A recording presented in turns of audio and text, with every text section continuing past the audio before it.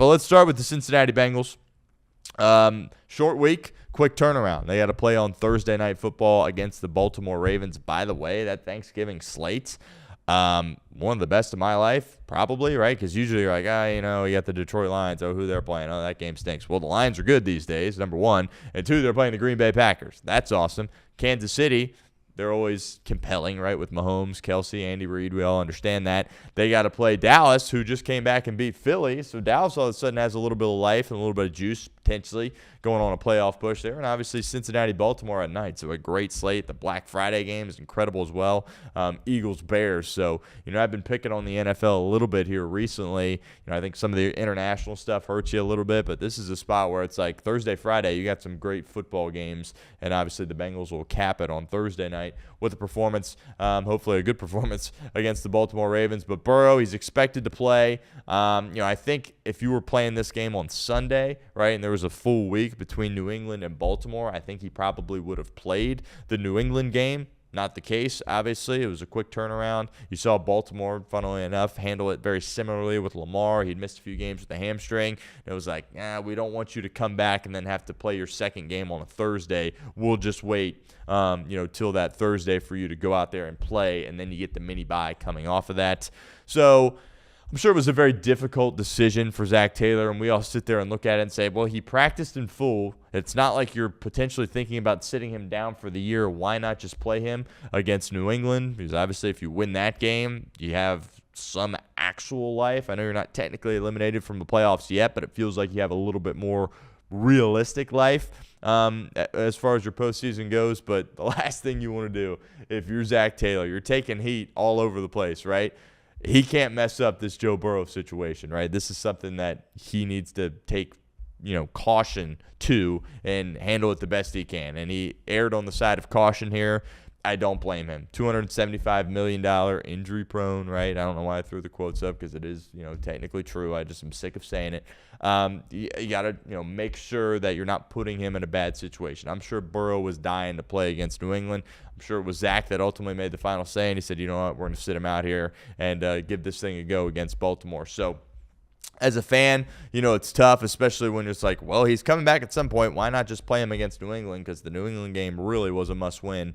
You could say the Baltimore game is, but the season's over as far as the playoffs go here at this point. But we'll see what Joe Burrow is capable of doing. He's had a great career against the Baltimore Ravens. It hasn't necessarily translated to a lot of wins, but it's translated to a lot of passing yards, a lot of passing touchdowns, and a lot of points there as well. And this Baltimore defense, of course, has improved. This isn't the same unit that was out there against Buffalo in week one or was, losing a bunch of games there at the beginning of the year. They've turned some things around.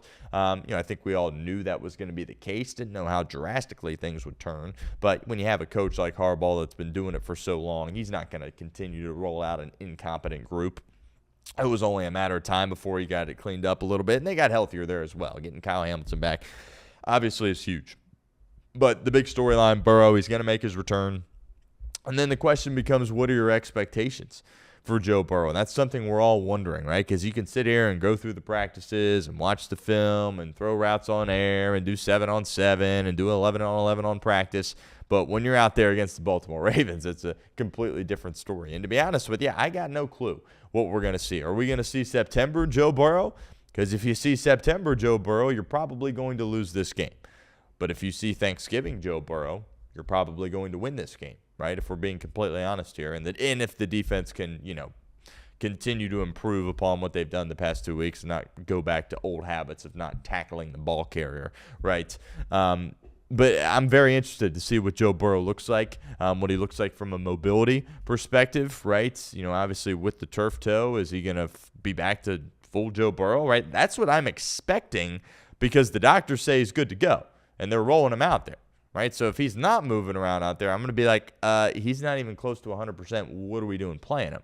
But I expect him to show that mobility in the pocket. I expect him to extend plays to some degree. I hope he understands that, hey, let's not go out there and take these massive shots and hold on to the ball for a ridiculous amount of time. Let's play quick. Let's play in rhythm. Let's get the ball to our playmakers in space and kind of ease our way back into this thing a little bit. But it'll be very interesting because everybody sits there and says, oh, Zac, he's got to, protect him here with the play calls. And maybe he'll do that to some degree.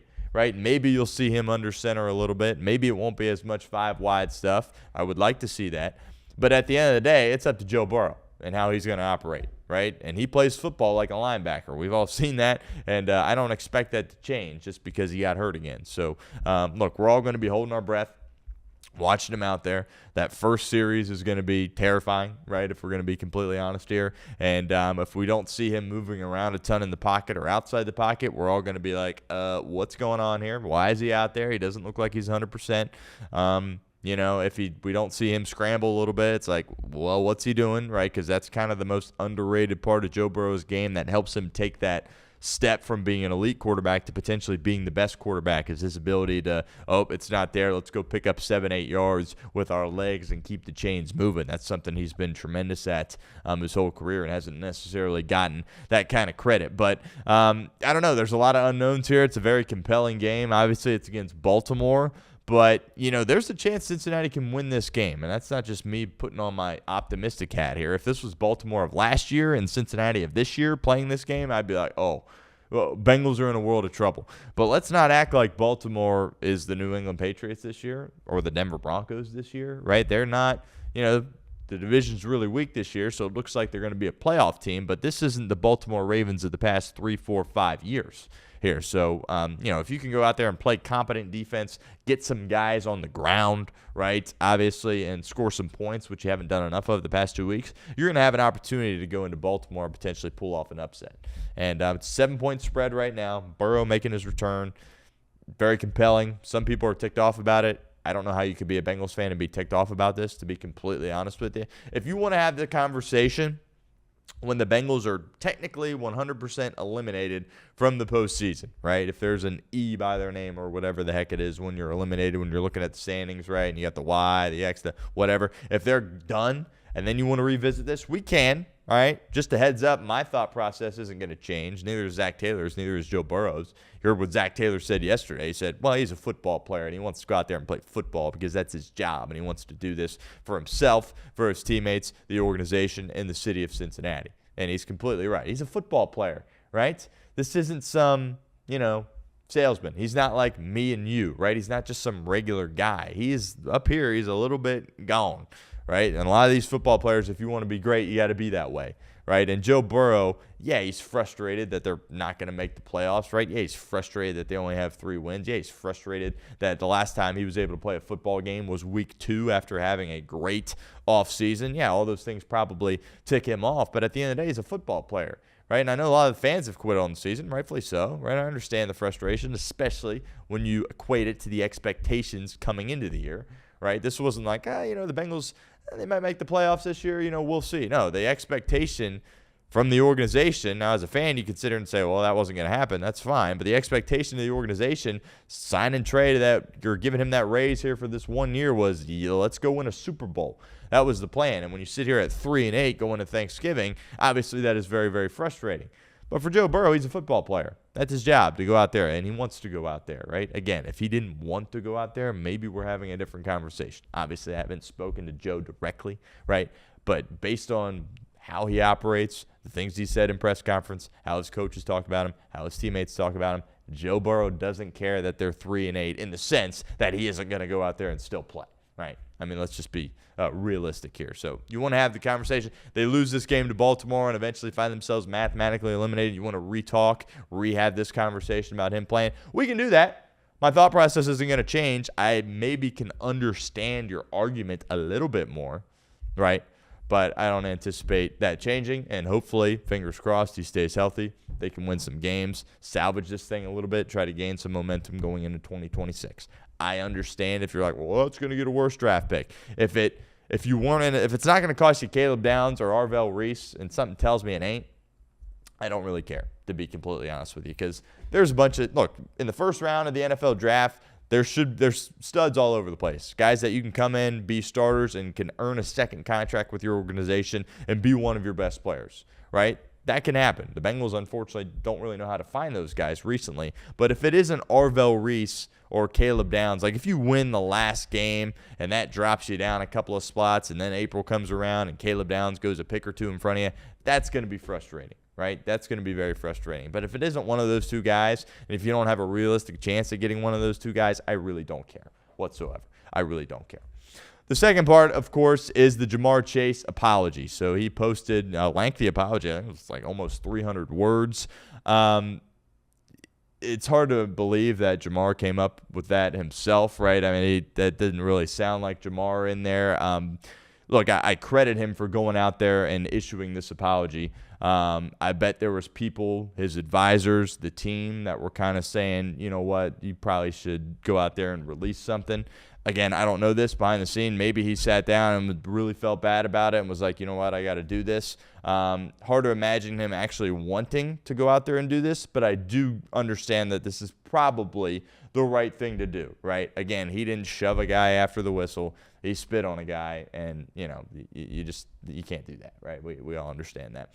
But I was kind of, you know, again, I had part of me is like, well, I bet there was people pushing for him to do this. If you would have told me to bet on whether or not he would apologize, I would say no. But let's be very clear here. He didn't apologize to Jalen Ramsey, and I don't blame him whatsoever for that, right? Jalen Ramsey is a piece of work. That's probably the best way that I could put that. But he apologized to the Bengals. He apologized to the Steelers, the organization, the fans. And I commend him. I absolutely commend him for doing that. Probably wasn't easy, right? Especially when it's like, well, this team's 3-8. You know, we just lost to Pittsburgh. Yeah, I'm kind of, you know, borderline made a fool out of myself for this decision to do that in the heat of the battle, and he went out there and did it. So I commend him for that. He deserves a lot of respect. And we talked about this. Look, people make mistakes, right? This is the first time he's done something where it's like, you crossed the line there, Jamar, right? Can't do that. And, you know, as a leader, you have opportunities to, you know, correct your mistakes and move on. But if you continue to make mistakes like this, then it's like, well, maybe you're not a good leader. I'm by no means saying that for Jamar Chase, right? The city of Cincinnati, the Bengals organization, are incredibly fortunate to have a player like him that's as talented as him and then carries himself the way that he does. And, look, this year's been bad. Last year wasn't good either. The year before, we all understand. They went in 21 and 22. We were like, you know what? This is the expectation. Worst case, we're a wild card team and are playing in the wild card round of the playoffs. But missing the playoffs isn't something this team's going to do with Joe Burrow and Jamar Chase. And here we are in the past 3 years now. You're missing the playoffs. I get it's frustrating, right? But understand that we got 1 and we got 9 here in this city. And as long as these two guys are here, 1, it's going to be exciting, compelling football. And 2, this team is always going to have a chance, regardless of how bad the defense is, right? They're always going to have a chance. Can we still be frustrated about how the organization operates? Yes. Can we still be frustrated about Zac Taylor trying to draw the opposing team off sides on 4th and 1 as opposed to running the play and just trying to pick up the yard against a team with the best league in the National Football League? Yes. We all can do that. We all can be frustrated. But at the same time, if 1's out there and 9's out there, and are these two guys perfect human beings? No, I'm not saying that. But as far as how famous they are and the pedestal that people put them on and how they handle themselves, they do a pretty darn good job, in my opinion. And the fact that they're here in this city and we get to watch them, that's something that should be celebrated, right? And Jamar Chase, he can't make a mistake like that again, but nobody should kill him for this mistake, right? And I said this when it originally happened. He didn't spit on a New England Patriot or a Los Angeles Charger, right? It was a Pittsburgh Steeler. There's a lot of hostility in that rivalry. There's a lot of hatred in that rivalry. Should that have been channeled via the spit? No, we understand that. We've said that. But look, it happened.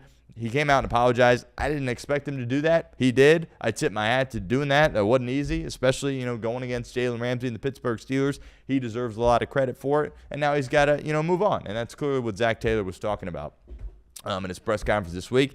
Jamar was back in the building yesterday. Full steam ahead. We're moving forward, and we're getting ready for Baltimore here on a short week. Because, look, he needs to be special in this game if Cincinnati wants to have a chance, right? Especially when you don't know exactly, like, what Joe Burrow we're going to get. Is he going to, look, we can't get mad at Burrow if he's like, well, one's not there, two's not there, I'm throwing it away. Like, that's not him. That's not what makes him great. But if he's, protecting himself like that, we can't get mad at that. So we don't know how many opportunities are going to be there, but Jamar's got to be brilliant in this game, because I said it yesterday on the show. You can go back and forth on whether you think the Bengals win the game against New England if Joe Burrow goes. I personally think they do, but I don't think you can really debate. If one's out there, even with 16 at quarterback, I think you win if Jamar Chase is out there. So he's got to have a big game there on Thursday.